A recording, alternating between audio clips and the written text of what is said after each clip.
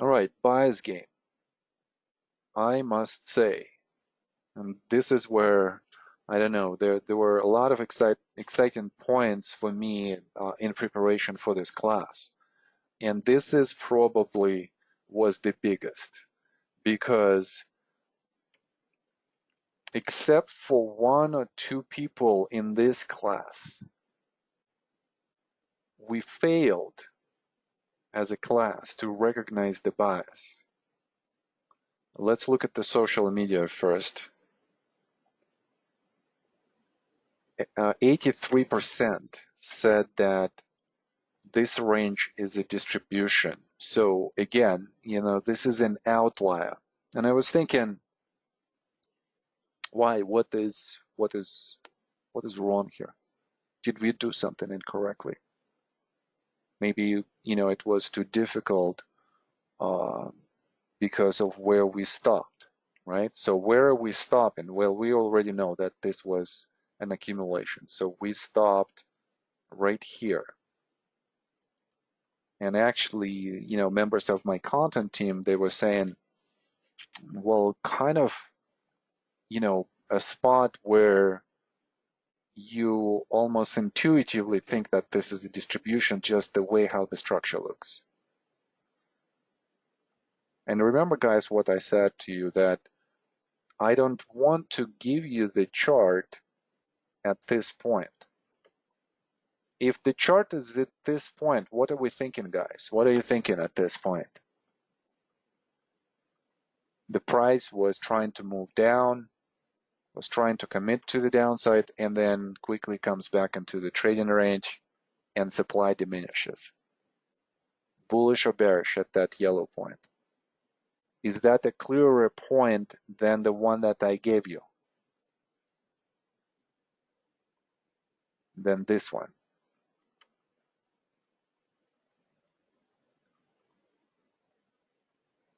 I think it would be, and that's why it's not as challenging. So therefore, the key here at this point is to understand bias from the data that comes. So basically, by the time we get to this point, we already should be bullish, and this acts only as a confirmation to us, and we are actually loading up, and we're not thinking that about the analysis itself. So I started thinking, okay, well, I'm kind of still gonna go with that. We're still gonna be in the middle of the range. So, and the range kind of turned out to be in the middle here. In the middle of the range, this is where the bias always going to be. And then from there, you have to think what it's going to be to the downside or to the upside.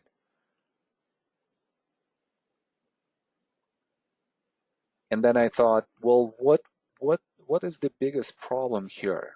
Let's just think about this as kind of like the overall feel that we have. What are we failing at? Are we failing at identification of the bias itself, or are we failing at the identification of the character? And um, I want you to think about this as we go through Dimitri's logic here. So I'm really grateful to Dimitri because he sent me an email early on, and sometimes, guys, when I see your emails and I kind of, through the emails with some of you, I have this, like quick correspondence where I might, push a couple of sentences towards your way. And just what I want to do with those quick emails to you is I want you to keep thinking until this class about some other concepts, like, well, think about like what is the character here. And one of my questions to Dmitry was, look at this piece that I sent you, and this was from his email. I just cropped it out, and I said, could you please analyze this for me, this downtrend? It's clearly a downtrend. Lower highs, lower lows. So let's analyze it together with Dmitry and let's see where the logic brings us. Okay, so I'm really grateful to Dmitry that he was so open, to do this. The bias starts to the downside. Hold on a second. We actually don't know.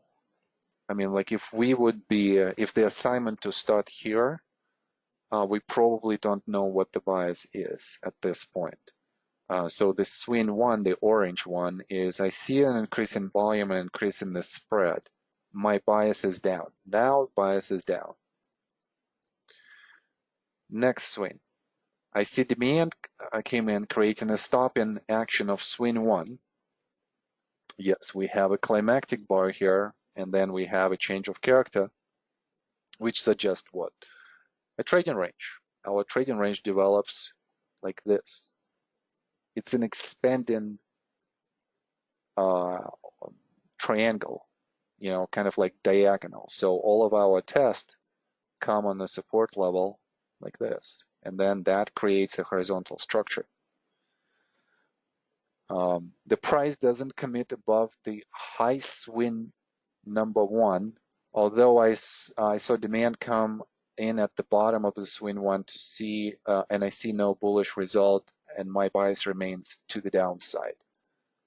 Okay, well, demand definitely is here on these two bars, on these three bars actually, 1, 2, and 3. So somebody's seeing the value here. That's usually what you're gonna see, at the oversold condition. What kind of rally we have? We can't even overcome this bar. So we're still in the downside bias here. On the last two bars, by the way, some supply comes in, which still tells you that we still have some selling. Cyan. The swing goes down back to the support area. The spread to the downside is decreasing relative to swing number one. There is less volume and less velocity to the downside on swing number three. My bias is not bullish yet, but starting to take note that the downside bias is losing validity. That is not true. Downside bias is not losing validity yet.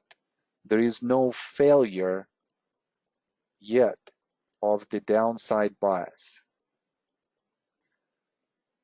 The observation is correct. The deduction is wrong. What is the observation? That the spread on this reaction is showing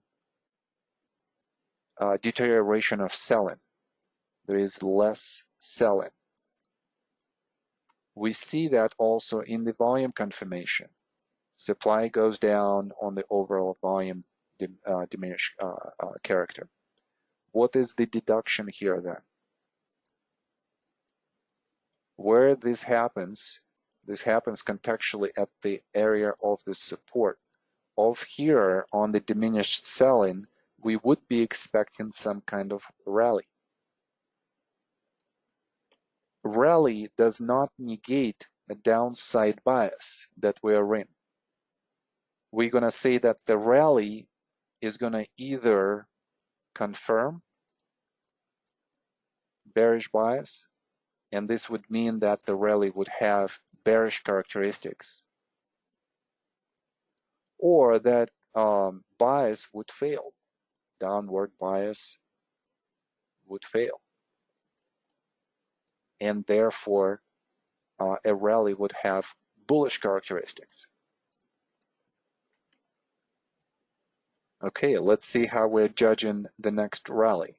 That is in blue. Increased spread, correct, and velocity, correct, to the upside on the overall decreased volume signature, correct. Ease of movement to the upside, incorrect. Why is this incorrect?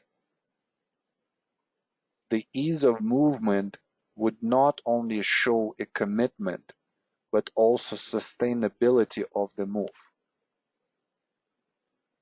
we don't have a sustainability of the move. We have a temporary commitment and then failure, so this acts more as an upthrust and not an ease of movement. Higher high is created, bias is starting to turn up to the upside. Incorrect, because after the upthrust action, we are coming back into the range. So our commitment, what looked so bullish, is just temporary and therefore in line still with the bearish bias. It was not negated. It has not failed. All right, let's go to the next one. Swing number 5. Price spread and velocity increases. Again, back to the downside. Let me just clean this up. We're looking at this reaction right here. Let's come back. Price spread and velocity increases again back to the downside. Is this a correct statement or incorrect statement, guys?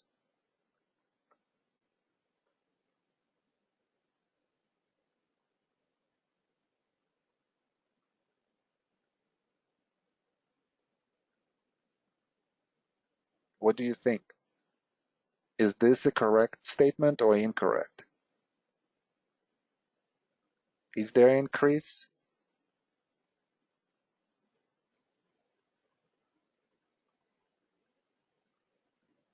All right. Uh-huh.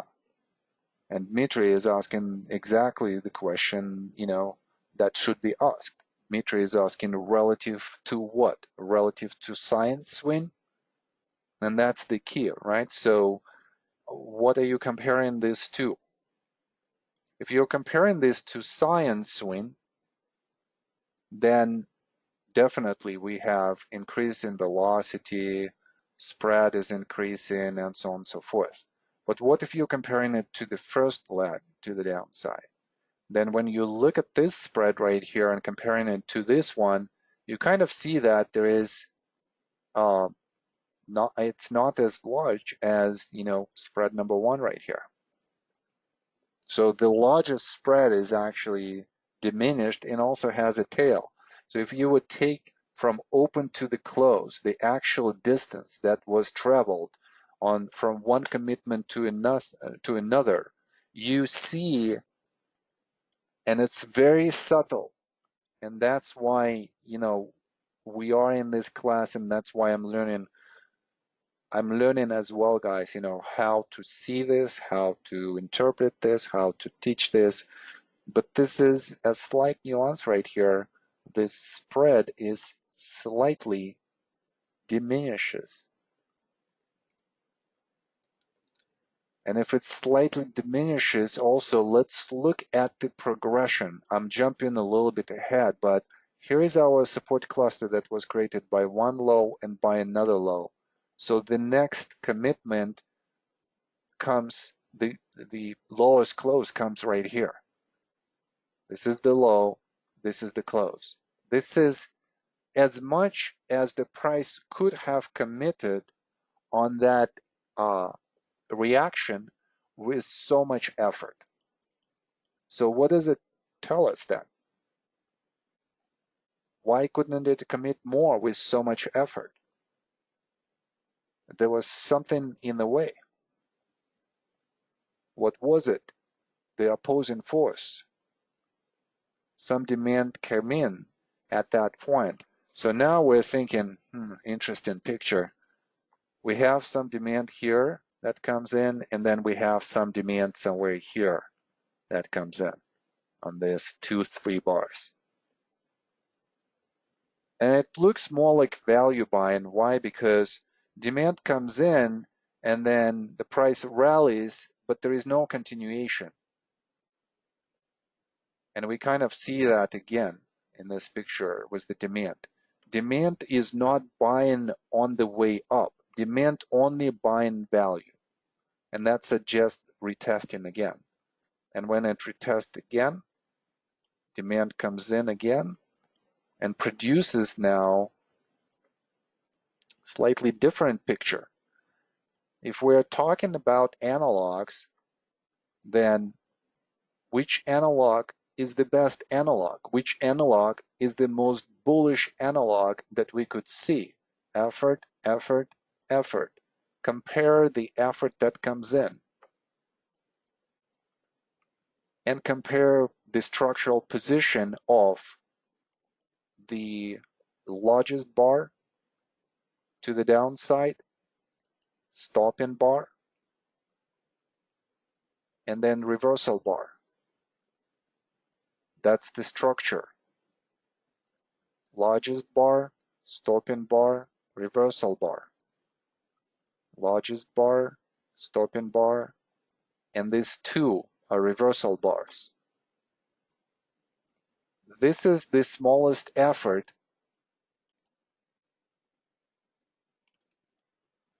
that is producing the best result. Why is this the best result? Well, because the largest bar to the downside is the smallest among the three.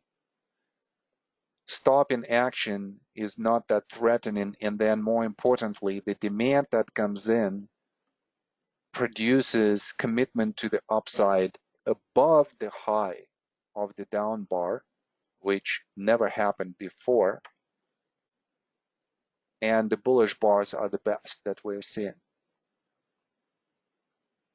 So that's just on the demand side, on the value demand. And value demand is really hard to see because not in the way that, you know, to identify it. No, we could identify it really quickly, but it's hard to see because it just buys and goes away, buys and goes away, buys, and then it requires momentum traders, institutional traders, to come in and to kind of like push above.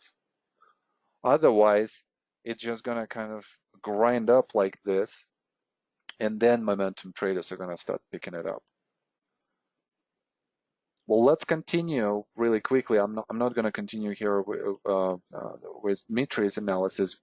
Dmitri, I think that you kind of see already where I'm going with this, right? So again, we're learning how to make correct observations. We're also learning how to make correct deductions. This is not the end of this analysis. Obviously, let's see what happens next. On the increased demand signature over the previous period, we're seeing maybe a slightly better rally, but also the rally that fails.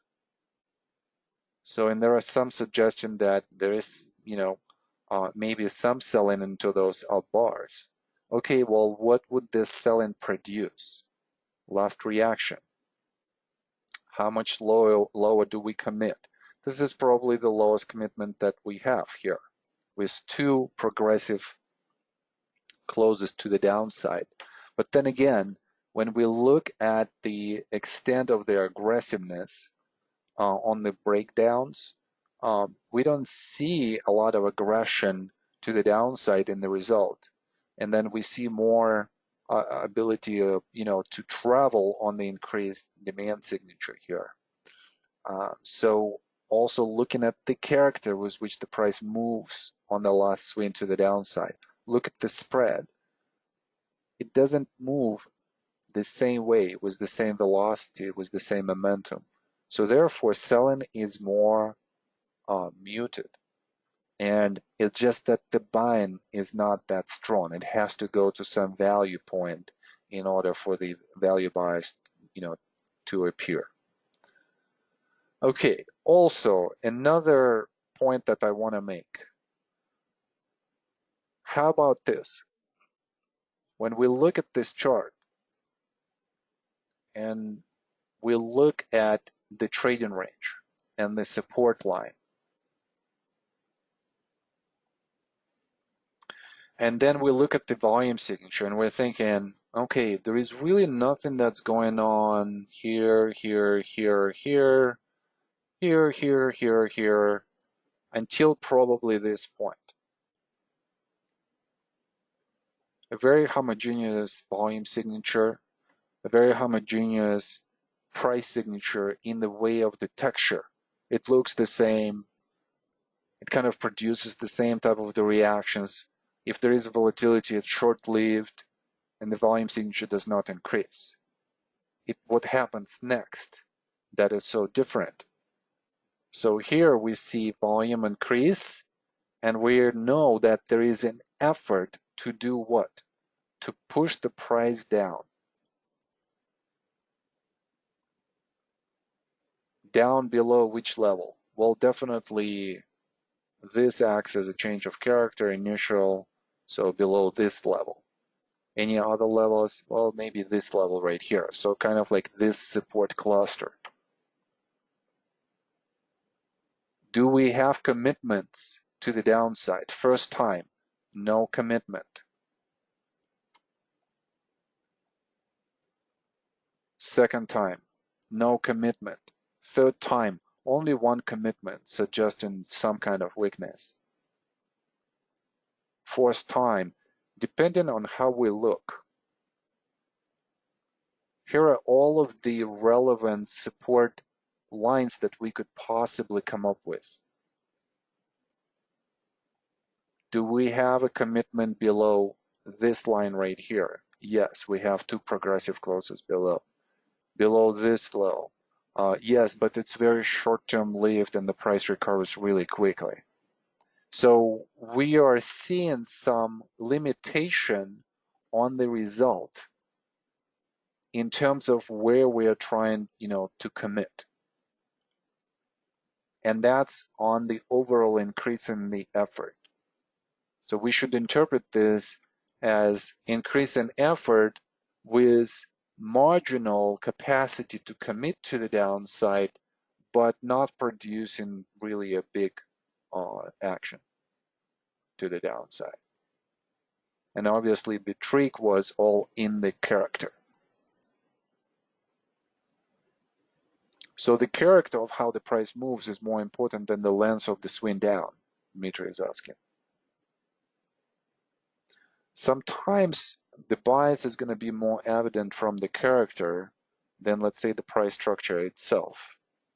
It's almost like you see how the sell-in was so aggressive and then it just becomes less and less, and the buy-in starts to produce much easier movement to the upside. So you want to catch that moment when sell-in, both sell-in shows that diminished strength characteristic, and then demand is starting to show the ease of movement. And that moment is the moment of synchronicity. And that's when we want to come into the position.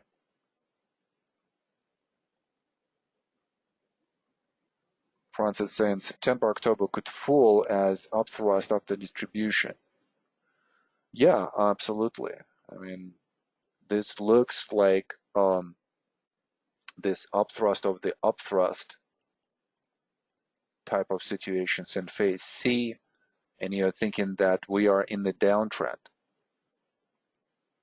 But also we have to consider that this is a much larger structure. We're still kind of like not out of the woods here, even though low highs, but all of the supports were at the point, even this one, it's still in reference to this initial reaction. So until we actually commit to the downside, we can't really say that the downtrend is confirmed. And I know this is like a late confirmation, but that's technically, this is where it should be. Okay, why isn't September 17th buying Kleinix with distributional character into the October 1st?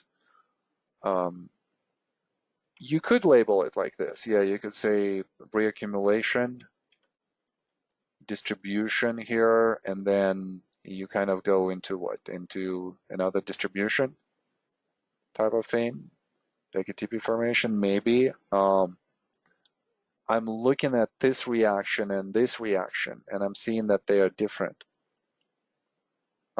in the character, not in the magnitude, because that still sustains the trend, but in the character, the spread is increasing. And that's the only clue that we see because the volume signature is actually okay. So that starts to define the range. And then this we see more as an upthrust then.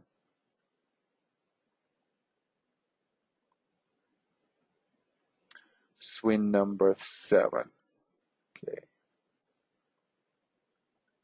In brown. Yeah. So as I said, Dmitry, just looking at how the price moves.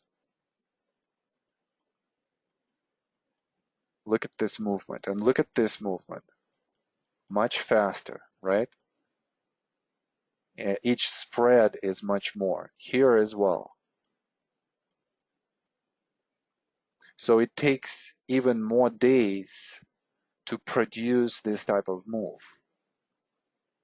So there is less willingness to sell, and that's why it kind of like goes down, goes down, goes down. Or swing 7, so this one right here. There is still some supply here for sure, and that's what kind of produces this this reaction. But they bought into this here.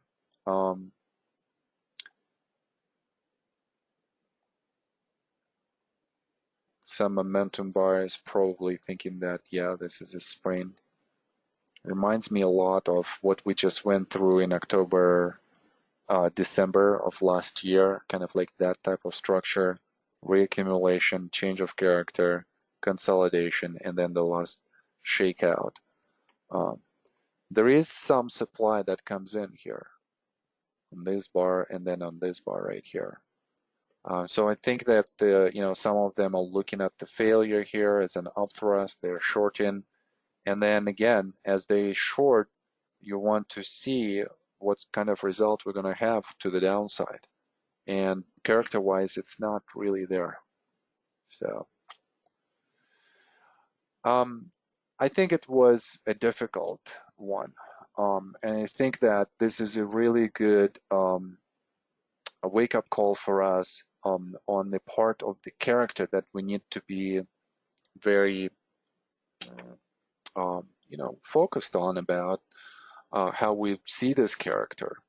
How does the price moves? It's not just a commitment to the downside. And if it's a commitment, then is it a temporary commitment or not a temporary commitment? There are quite a few ways. Well, if I didn't confuse you enough, here is a pop quiz. On the top, we have the last bias game. At the bottom, I'm giving you new structure. I want you to think about this for maybe like a minute or so, maybe 2 minutes. I want to give you a little bit more time, to be fair.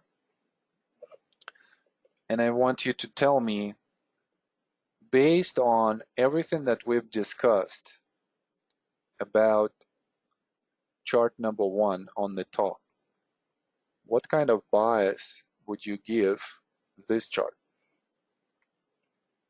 All right, guys, your minute or 2 starts right now. Think about what kind of bias the second chart has.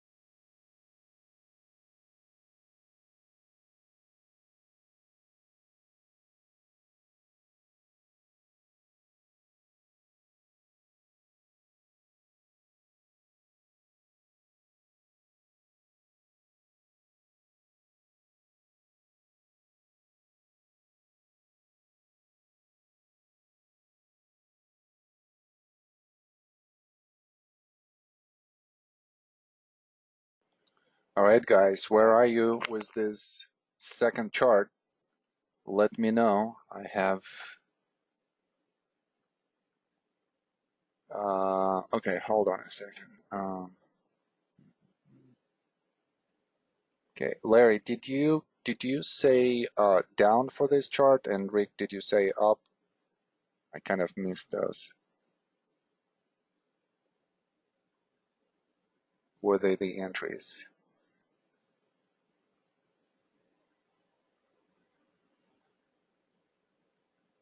Okay, yeah, thank you for confirming that.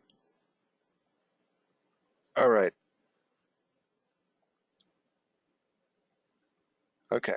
So I'd say that we're probably, if you're still thinking, this is the time to submit your answer. So we're predominantly on the bullish side,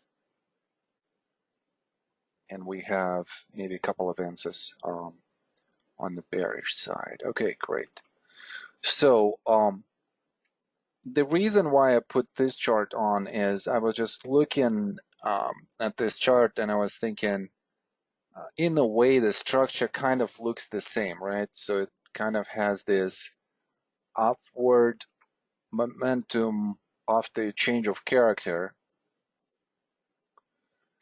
then a change of character in the middle of the range. In this case, you could argue that this could be one as well. But this one breaks the uptrend type of upsloping structure. So, and we have the last high at the same point of time. And then a trading range, and then some kind of shake lower low and attempt to go up. So structurally looks kind of the same, wouldn't you say?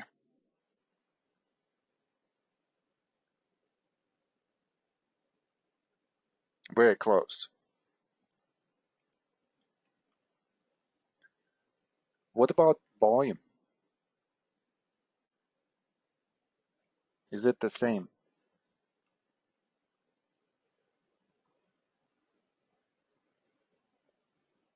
What about volume signature? So is effort signature the same as on chart number one? Sharon is saying no. Okay, well, what's different about it? I probably would be thinking there is more volume here at the beginning of this trading range, right? So if we look into, let's say, this area right here, this is the analog. There is nothing going on here, but there is a lot, tons of going on here. So what is going on here then? Why is volume signature increases, and then after that we have breaks to the downside?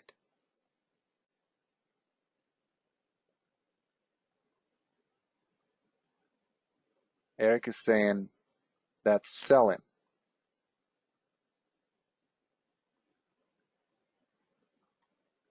Francis saying CO is unloading. Demand is getting stuffed. Trend trades. Yeah, CO is selling. Exactly. I mean, we're having a stop in trading range. Who is selling? Value investor is selling at this point. So in our view, this is a part of the CO is selling into the strength. We see how the price goes up, stops, goes up, stops, goes up, stops, goes up, stops again. So all of this selling, selling, selling, selling again. Okay, so we have sold in this area. Now what happens here with the CO?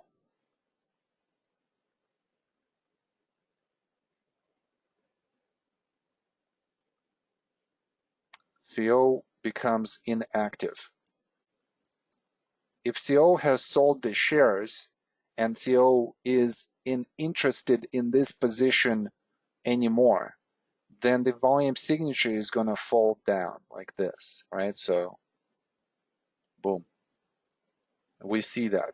Not only that, the result of that, just because demand has fallen down, is going to be the rallies of what kind of character?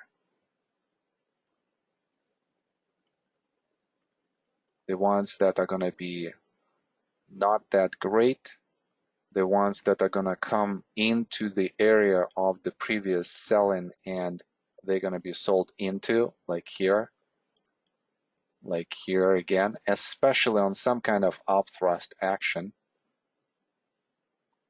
And then after that, when there is an inability to go up, then they're going to start capitulating in a big way.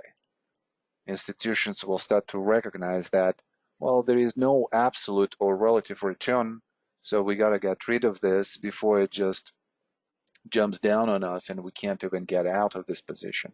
So they start early capitulation, and then we could see this in the volume signature. Let me ask you this question again. Look at the price structure. Doesn't it look the same?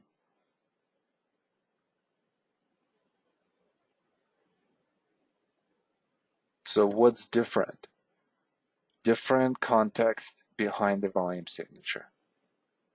Yeah. We could go a little bit into the details here as well. I would argue that this move and this move are different in character. Look at how the volume is expanding. It's expanding here too, but relative to the previous volume expansions, it's different. And also the way how it moves. It has some kind of much easier movement to the downside. There is a little bit more kind of like aggression on the first two legs to the downside. We don't see that in the upper chart.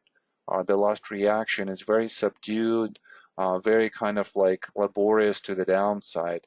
So a slight change in the character as well. All right. Well, I thought that would be a really good exercise because the structure looked the same. So, and yeah, the second chart is a distribution, by the way, if you're still thinking, you know, what this is, what the bias is. So yeah, distribution. And here it is. What happens next? We are here.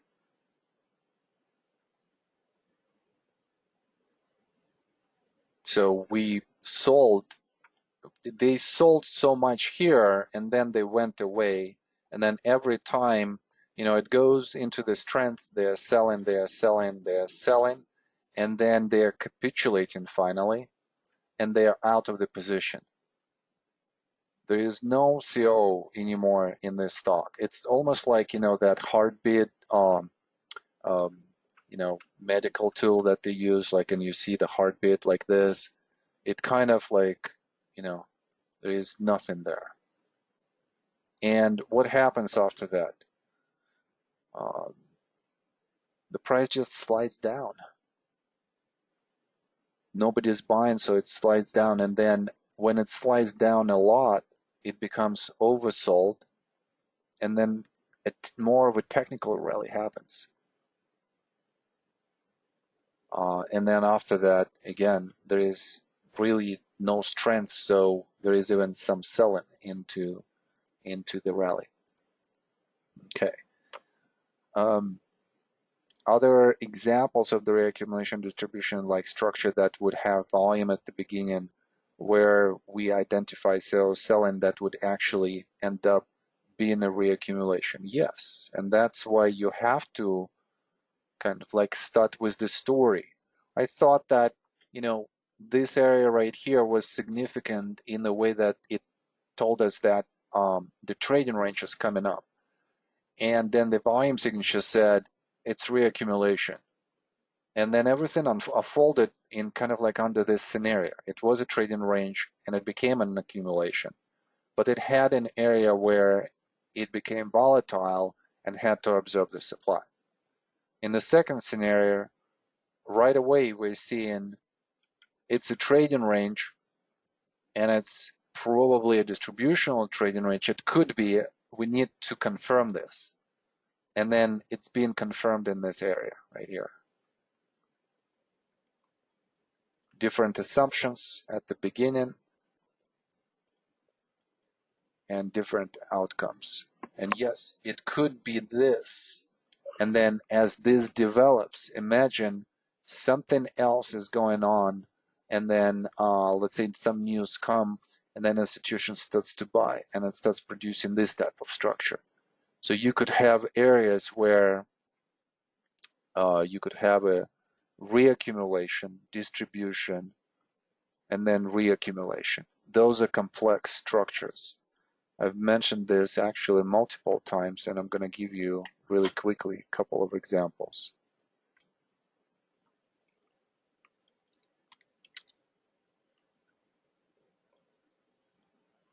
By the way, Tesla, still bullish.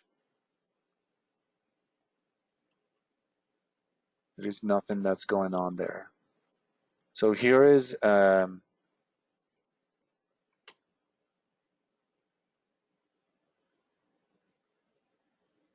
here is a trading range in Tesla that had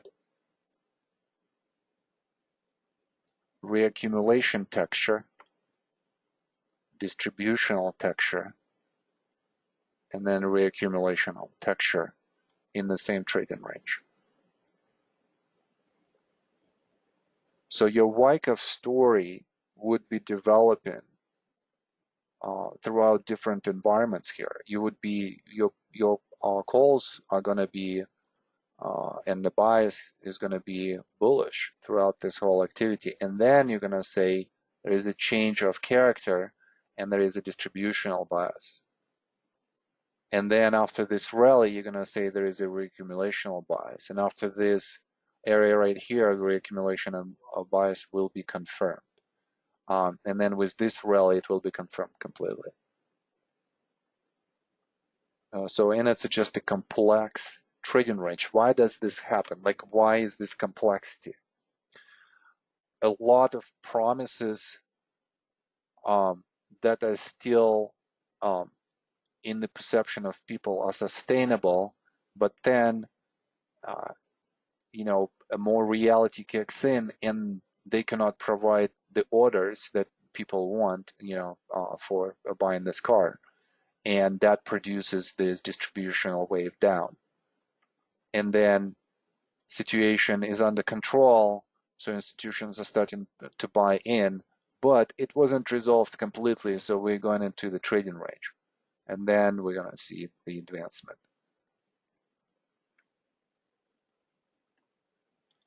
Another example of this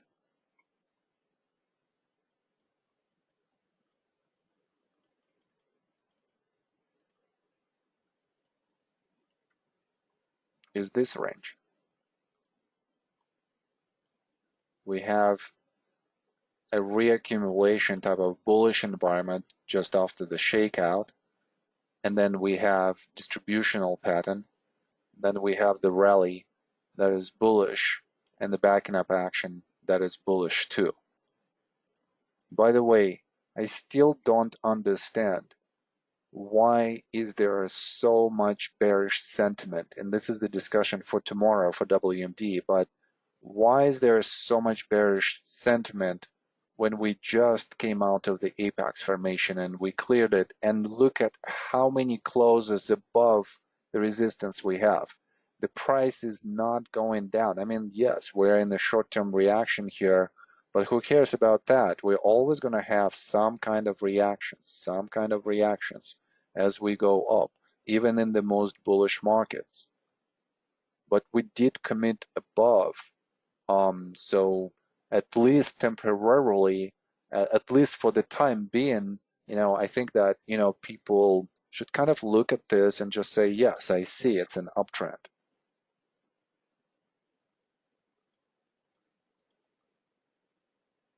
All right. Well, Dmitry, here it is. A couple of examples, of that type of complexity where, we could go from one environment into another. And usually those are going to be multi-year structures. Sometimes you might see this pattern in shorter formations, but usually this type of structure presents itself when there is a shift in sentiment from one side to another, and that happens within the formation itself. All right, let's go to the next segment. All right, so a homework. Yeah, do we want to do this? So I wanted to finish today probably slightly earlier, maybe like at 5:10, 5:15, have some appointments to keep in the evening. So yeah, let's go through this. We have about maybe 30 minutes for sure, so let's do this. So what I would like you guys to do, and this is something that we wanted to establish, even at the beginning of the semester, unfortunately we didn't, but I want to give you this a little bit of the material from one of the specials that I've conducted back in June. And that's the Trust the Process special. I'm working together with one of our content team providers, and we're working on the Trust the Process part number 2. There are some improvements that we're going to bring. That's number 1. Secondly, we are going to create a group, which we're going to call Trading Process Group. And this group is going to be meeting just once a month, and on the weekly basis, the members of this group will provide their feedback on the process that they've done this week. In other words, the group is going to be an accountability tool for us to keep up with the process. And obviously, each week, we will send you some kind of emailed material, maybe like a short video or a short article, something to think about, something to read, and then we will share as a group one file in the Dropbox where we could see how everyone's doing. So something very exciting, to look forward to. So with that, I thought that I want to revisit some of the things that we need to do in preparation for those classes, and specifically I want you to start working on this because a lot of you are going to end up in that group. It's going to be a very unique experience that we're going to create. So I want you to work on this. I want you to, if you don't have it yet, if you don't have the way of how you analyze your positions or look at the watch list, I'd say this. Okay, well, forget about the watch list. Just at least concentrate on your position. So let's say that you have 3 positions, like I have here, actually 2 positions. We have 2 positions here. They were opened as bullish. Okay, short position, short position. Okay. If you're a swing trader and you're a short-term swing trader, then I would want you to analyze those positions each day. How do we analyze? Well, we would make our observations and we would make our deductions. And the main question that we would answer is, are there any actions for us to take on that particular day with this particular position? Should we add to the position? Should we get out of the position? Should we scale out of this position? These are the most common questions. Should we move the stop loss? So here I'm saying small spread with supply tail on increased volume, evidence of supply into the weak hand strength. No action is required. Stop loss stays at 21.50. And then I progressed from one day to another, and you kind of could see how the stop loss stays at the same place, and you go through the logic every day. Okay, so huge spread down on increased volume, bearish action, move the stop loss. So we are moving the stop loss, and we are showing that on this day there is some kind of action. It becomes, kind of like this yellowish color. And then the second position, going through the analysis, we are actually stopped out, I think. No, will most likely be stopped out. Yeah, and this position has been stopped out on the next day. So we would have an entry here that this position has been stopped out, and that's it. This position has been closed, and this position will go into the post-trade analysis. this position will still stay on. And we still would want to continue our discussion, our analysis every day. That would give us that, habituation of being in the process of making the analysis each day, looking at our positions each day, thinking about them each day, making actions appropriate to the plan each day. If there is nothing to do, then the stop loss stays at the same time, and that's at the same place, and that's it. That's all we do. And then obviously you want to analyze market every day as well. And this could be just very simplistic observations on the volume and spread analysis, on the swing analysis, maybe on some strength analysis, stuff like that. So I would like you as a homework to show me this process with the current positions that you have. If you don't have the positions currently, I still want you to maybe like create some positions and follow them. At least do this for the trade desk that we are going through. Establish this routine where each day you look at the market, you analyze the market, and you analyze the trading desk stock. Actually, we should have established this, right away. This probably would be the best. All right, well, something for the next semester, guys. And then once you go through the position, and let's say your position is closed. So now we want to do our post-analysis. That's the second step. And here I want you to identify, what was the original analysis for that position, to even think that, you're going to go into this position. What were some of the tactical decisions, as to where do you come in, stop loss, your target, risk, size, if that's appropriate, and then what was the actual action. So in this instance, this was an actual trade, by the way. Something that I need to discuss with Franz. Point of entry, thinking here that we're going to go down, and obviously completely wrong on the bias. So please don't think that I'm always right. And I'm trying to show you guys, as many trades that fail as possible. So we are going through my failed trades as well. And I think that the key misjudgment here was in this reaction. Increased effort after the failure to commit on such an aggression, and that should have stopped me from thinking that there's going to be a continuation to the downside. There is no supply coming in right here. So obviously just an analytical failure to see the correct bias. How do we deal with the post-analysis? So our, in this case, weekly analysis, and you can do weekly analysis instead of the daily as well, you see the progression of how position is coming to an end. Bullish reversal on ease of movement right here. No supply present on horizontal reaction. Bullish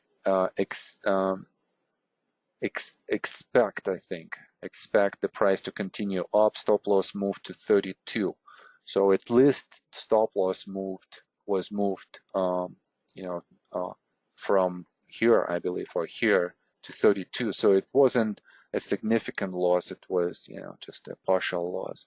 And then in the post-analysis, we want to go through our visual recognition skills, trade execution skills, and create some kind of variance for this trade. So I'm saying that bias was defined incorrectly. December reaction, which is this one, has not committed down. Next rally covered over 80%, bullish. Could have added this, bullish, bullish. So definitely just, a misstep. Timing. I still would say that the timing was correct. Character, I'm saying not applicable, but probably I should say no here. So by the timing, I mean that the reversal happened. You're entering after the rally. So that was yes.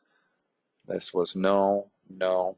Point of entry, yes. Stop loss, yes. Add-ons, not applicable because the position did not develop. So we would take this out. And then exit, yes. Why yes? Well, because I'm exiting correctly out of the position that is incorrect. So that's the trade execution right here. So overall, I'm still getting the variance that is more positive than negative, right? So my biggest thing here is more analytical. Two of them out of, let's say, 1, 2, 3, 4, 5, let's say 6. So that is about 66%, not 80. So 66% about. Um, is it a good trade? I would say it's a good trade that is a losing good trade. Why? Well, because even though you know we were wrong on the bias itself, so analysis has failed, but everything else was executed correctly. You still had to identify correctly a point of entry. You still had to identify correctly where to put the stop loss and how to move it in the case of failure as well. So your execution of the trade that failed on the basis of your analysis still was executed partially correctly. And that's what we're trying to do here. So I want you to create these two spreadsheets for yourself as a homework and show me examples of those for the next class. Take trading desk as one of the positions, or trade any of the positions that you're in right now and start analyzing them on the daily or weekly basis like this. Okay, that's another trade, right? So this is a losing trade, this is a winning trade. And again, here in the winning trade, you still in the post-analysis, you want to identify what doesn't work. And then in the trust the process part number 2, we'll talk about the process of how do we deal with this mistake, because usually the mistakes are going to be common. And as you watch Anatomy of the Trade with Franz and myself, you probably will hear a lot that there is a commonality of mistakes that we make. Our task is to define them, and the process will, and specifically post-analysis, will help you to define those mistakes. And then say, okay, if add-ons are important, then we need to feedback loop that back to where we actually should be adding to the position. So for instance, on one of the days, like on each of the day, we maybe could have some kind of column here, add-on, add-on, add-on. And then let's say each day or each week, we would be answering this question, yes or no. No. Why? And you can list some of the reasons why. No. Yes. And because we were forced to answer this question at the time that we are doing our analysis, it brings us to the lifetime decision to actually add to the position, or whatever that trading decision is in your case. So this is something that we are kind of like developing, and this is going to be a live live process, something that is going to be changeable. It's not going to be necessarily static. Okay, great. So here is your homework. Another question, and 3 charts are following these questions, and I think after this we're gonna stop. So from Maninder, question number 1, please comment on my anticipated price movement based on horizontal volume. Okay, here we are. HubSpot, also a very interesting stock, definitely in in that area that is really, really hot. So we're seeing a decline. Again, look at the character of the decline, you know, how it happens. What can you say about the character of that decline?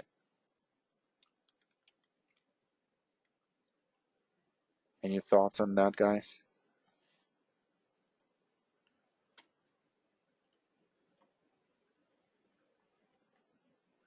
I'm looking at the initial momentum to the downside and then what happens afterward. Kind of like selling that is not really impressive, but it does go below the support, commits there. Another attempt to commit on increased volatility fails, price comes back. So we're seeing some kind of resistance to go down. I'm assuming that our bias here is to the upside. Long-term RSI is above, so that's great. We don't have the relative strength, so this would be a structural trade for us.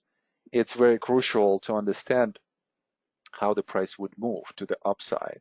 Well, something that we've discussed, you know, in the last classes, you know, we were talking about the supply and demand horizontal volume signature. It's on the left. So let's kind of look what we could see here. If the price does not fall back like this, and our assumption is that we're going to go up, then the probable path with which the price is going to, you know, travel up is going to be what? So let's say that we are here somewhere. Supply is increasing. So we're probably going to have a reaction right away, something where supply comes in and shows itself. Demand is not very good here, so we probably just will be thinking about more about this area right here. So something like this. Again, if price continues to the upside, then the next attempt to go up should into this increase of the supply.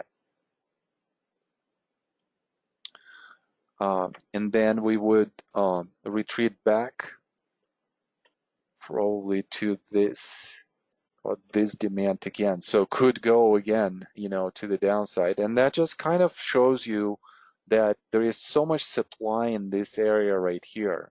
This is going to be crucial to see if the stock could overcome this price, this level here specifically. And this is where that, you know, huge supply is. And not just on one bar, but on this one as well. Actually, on that upper bar, even more so. So supply is going to be extremely strong in this area.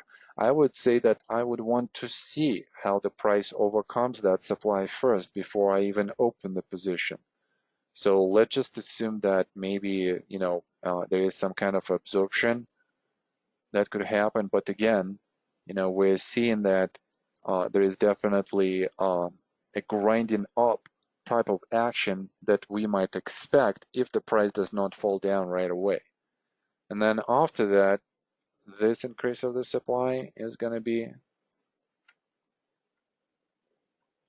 noticeable for us, and then overcoming, and then here we're going to lose that resistance. So acceleration should happen in this area where there is supply, you know, in the absorbed manner. And then think already, you know, what has happened with this type of move. We're probably thinking here a sign of strength in the backing up action. So a period of absorption should happen just because supply is so strong. So that probably would be, if bullish scenario is to materialize, I would be thinking about kind of like this grinding up type of action.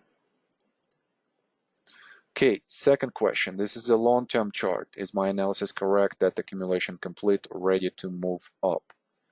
Okay, so the same stock, and we're looking into the first area right here that produces that change of character, a lot of strength, possibly going into phase B. I would be thinking that this is phase C. I like how the PMO, this is a momentum indicator, is showing some divergence, so that shows some promise. I like how the volume signature is increasing here and the price does not go lower. And I like that the long-term momentum is staying up.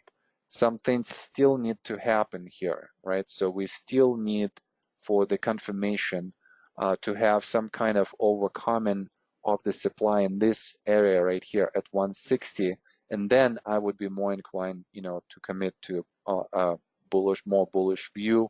But definitely there is a change in behavior. Okay.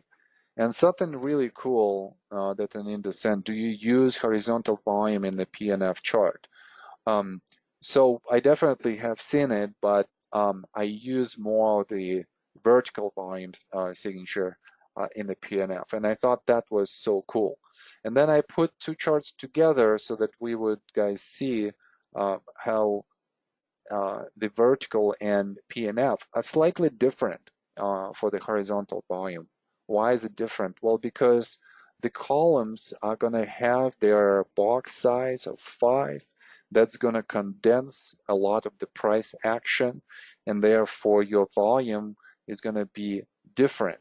Even the vertical volume is somewhat different, when we look at, all of those volume spikes and the moves. So I would probably be thinking of maybe analyzing it, differently. So, but still, here is that supply level that we need to overcome. And until it's overcome, we would be thinking that this is, a quite significant move to the downside. It actually looks above this area right here as a sign of weakness. So we need to resolve it to the upside with the absorption of the supply above 160. Until then, I would be still looking for the confirmations, of this pattern. If it's gonna fall from here, where would it fall to? Well, here is our increase of the demand. So these would act as our targets. Target number 1, target number 2, target number 3.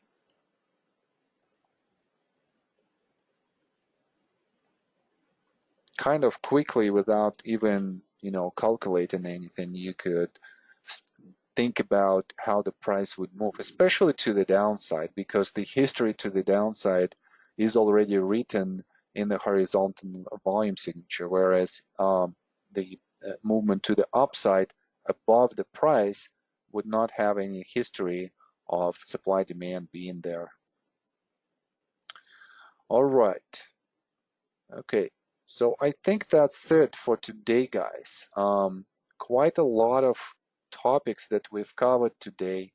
And I thought that, just a collection of all of them, especially the bias game, it was a really difficult bias game. Majority of you have failed, social media have failed. I probably would have failed as well if it would be presented to me like this. So I was thinking a lot about that and how to actually differentiate, some of the nuances right there. And hopefully, we kind of got to that point where we saw clear distinctions in the context of the volume signature, where it occurs, where that selling occurs, how textures, change, and just all of that should help you out just to think about those concepts from different perspectives. So hopefully that was helpful. All right, guys, I will see you tomorrow in WMD. I will see you for those of you who signed up for the long-term campaign on Thursday. I will see you for the last class in the practicum next Tuesday. Let's do the homework. I'm really curious to see how you guys are going to do this, and I'm looking forward to 2020 because, as you could see, everything is kind of like evolving and becoming, um, more in-depth, more complex, and yet at the same time, hopefully much simpler for the understanding. All right, guys, with that, happy trading. and I'll see you next week. Bye bye.